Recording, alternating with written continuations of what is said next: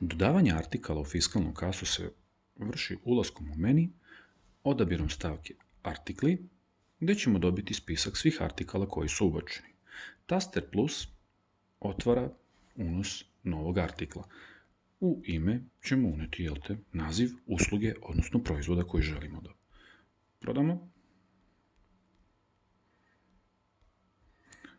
Opciono ćemo uneti šifru proizvoda, ona nije obavezna, šifre se ne moraju koristiti.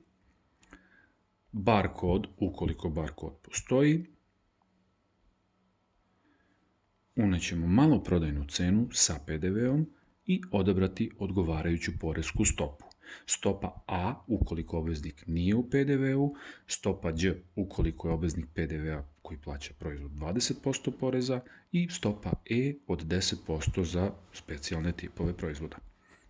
Nakon toga potrebno je štiklirati i artikal je snimljen u memoriju kase.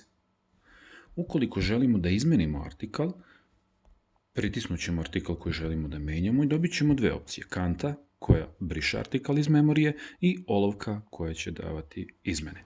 Gdje možemo ili promeniti naziv ili ono što je češće ukucati novu cenu proizvoda i to štiklirati.